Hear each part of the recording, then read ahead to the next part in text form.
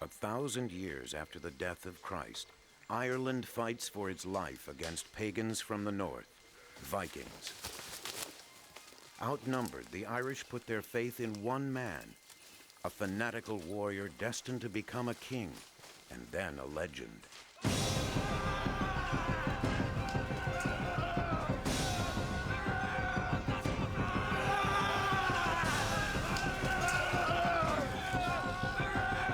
Before the last battle is over, Ireland will know unity and treachery in the same moment.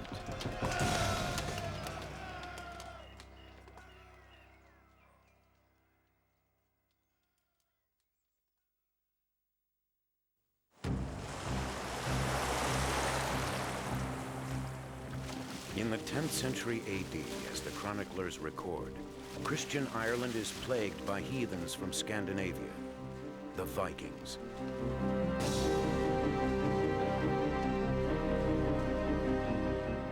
They ravaged Ireland's churches and sanctuaries and destroyed her relics and books.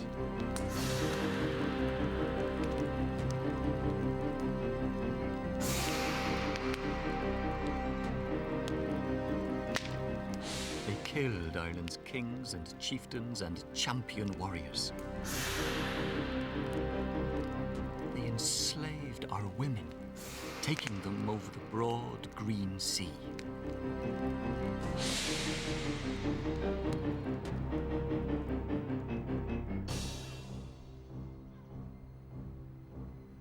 On the coast, the Vikings built thriving strongholds: Limerick, Waterford, Dublin. Irish monasteries are plundered, Irish people massacred, and Irish land seized. Pushed inland, the Irish find protection behind traditional defenses, crennaghs. Built on an island in a lake, such a dwelling can be approached only by boat or a narrow causeway.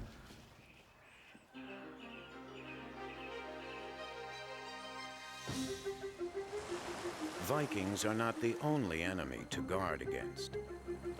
Ireland is a country at war with itself. In name, it has one king. In practice, rival kingdoms: Leinster, Ulster, Connaught. And in each kingdom, tribal chiefs wage wars within wars. In the year 941, a child is born into one such warring tribe, the Dalcash of Munster.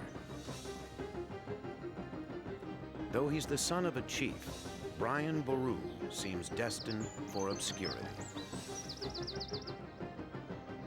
The youngest of 12 brothers, he is unlikely to ever take his father's place as head of the tribe. Much to Brian's disappointment, he is sent off to school at the monastery of Inishfallen.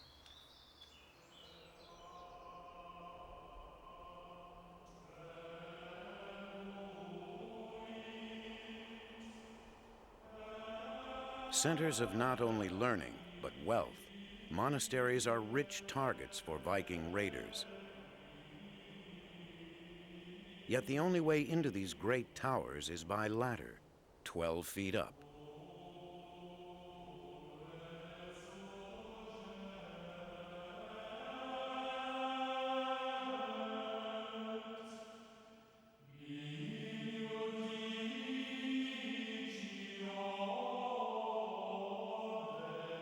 Within these peaceful confines, Brian is taught Latin and the ancient traditions of Ireland, the Brehon laws, the oldest in Northern Europe.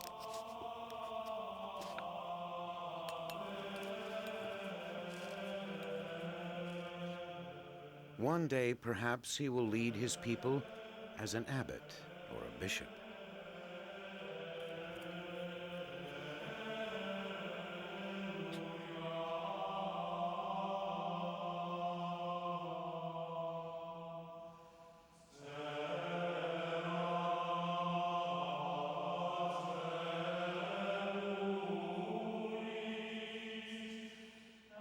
When the boy is 10, one of his kinsmen unexpectedly appears at the monastery.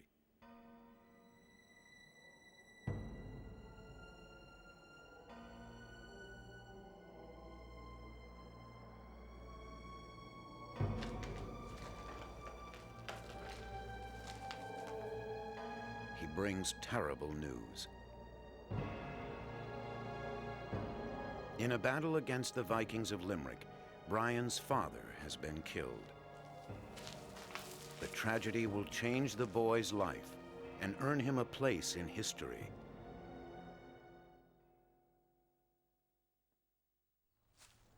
Brian returns home, his hatred of the Vikings now fueled by revenge.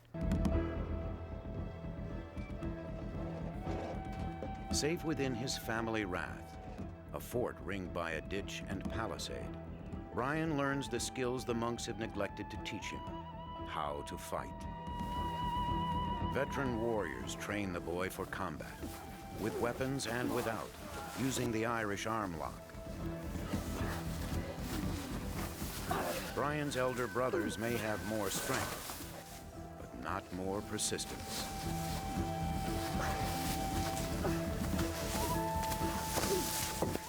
Together they play games like hurling and kickball, a sometimes bloody brawl not with a ball, but a stone.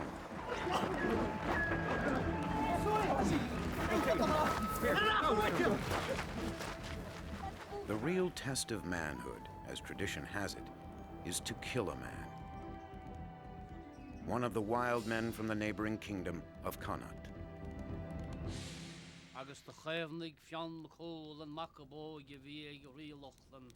Inspired by tales of Irish heroes, Brian longs for the day when he can drive the Vikings from his land. Instead, as he grows, Brian sees the tribes of Munster fall one after another to the Vikings of Limerick.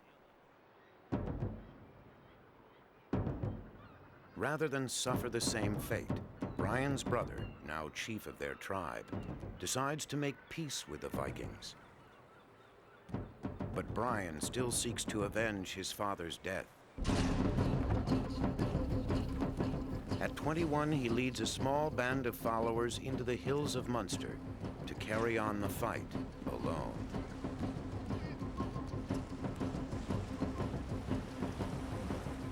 In pitched battle against the Vikings, his handful of warriors stands no chance. Brian's men will rely on guerrilla tactics, trusting in their speed on foot and their skill with their weapons. Their favorite is the tuacoa, or iron battle axe. So powerful is this weapon that a visitor to Ireland would later observe: the whole thigh of a soldier, though cased in well-tempered armor, hath been lopped off by a single blow of the axe.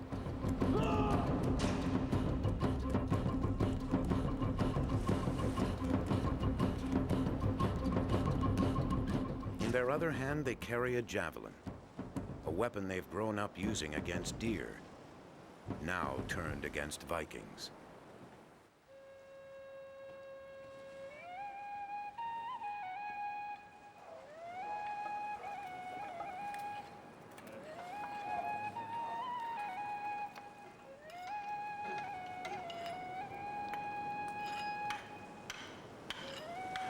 The native Irish sword is the Cillaloe, a short 2-foot blade worn at the hip.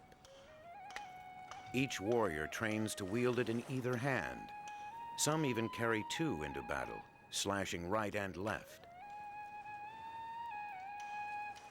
The lucky few wield Viking swords, obtained in trade or by stripping the dead in battle.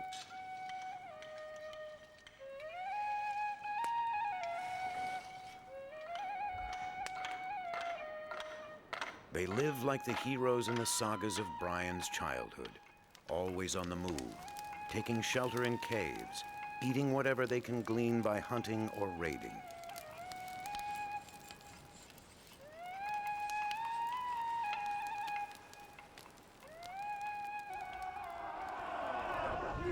Sweeping down on an outpost or luring a garrison into the forest, Brian's ragtag army takes its toll on the Vikings.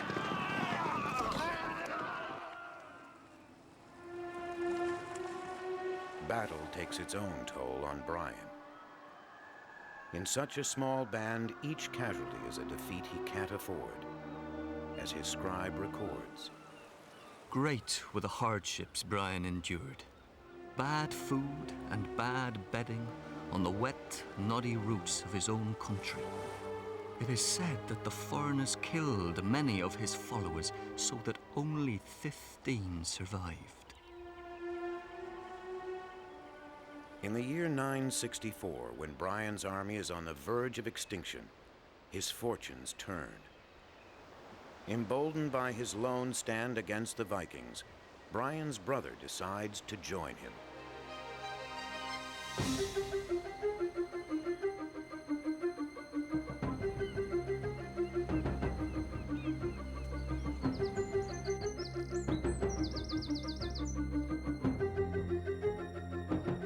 Not only is the Dalcash tribe behind Brian, young nobles from throughout Munster flock to his side.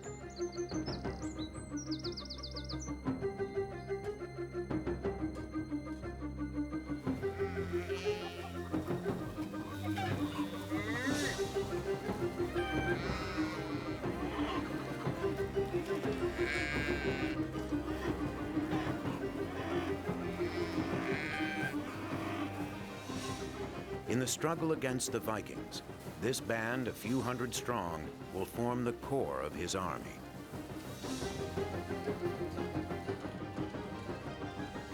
They serve not because they have to, but because they wish to. Brian has proven himself a leader. In return, he will reward his followers with the spoils of battle.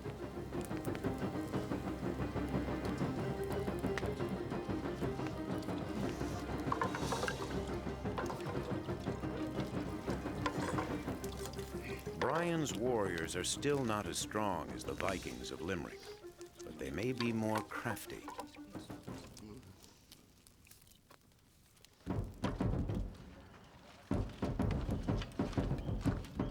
One day in 968, Brian sends out a raiding party to bait the foe.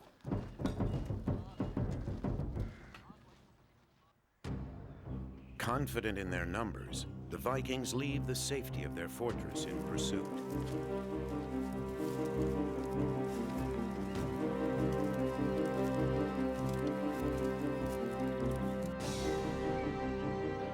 On a small rise called Sulkid, the rest of Brian's army lies in wait. What they lack in strength, they will make up for with surprise.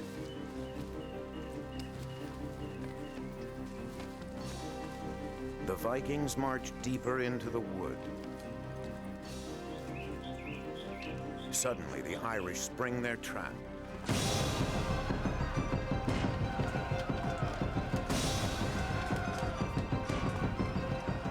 In the tangled forest, the Vikings cannot use their favorite tactic, the wall of shields. Fighting alone, no Viking can stand against the long Irish battle axe. By midday, the Vikings flee in disorder, relentlessly pursued by Brian's men. He has avenged his father's death and made himself a warrior to be reckoned with. An even greater prize awaits Brian, the Viking city of Limerick. Rich and defenseless. Now it's the turn of the Irish to plunder. The fortress and the good town they reduced to a cloud of smoke and red fire. All the captives were assembled. Everyone fit for war was killed, and everyone else enslaved. On the heels of success, tragedy follows. A rival chief murders Brian's brother. Brian has lost his closest ally.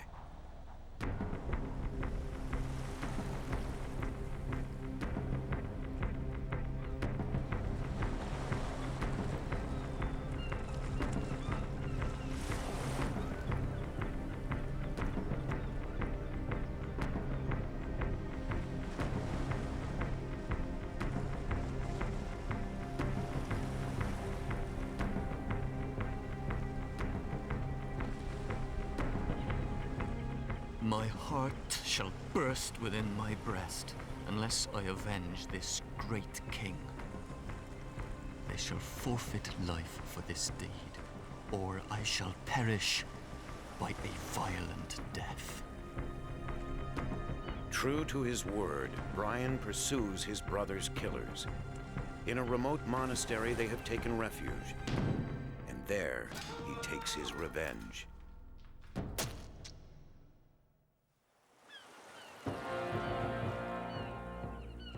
In 976, Brian takes his brother's place. At the Rock of Cashel, he receives the crown of Munster. By now, Brian grasps that Ireland's greatest enemy lies within. So long as the Irish fight one another, the Vikings can never be driven out. Wearing his new crown, Brian nurses a fresh ambition to unite Ireland under his rule.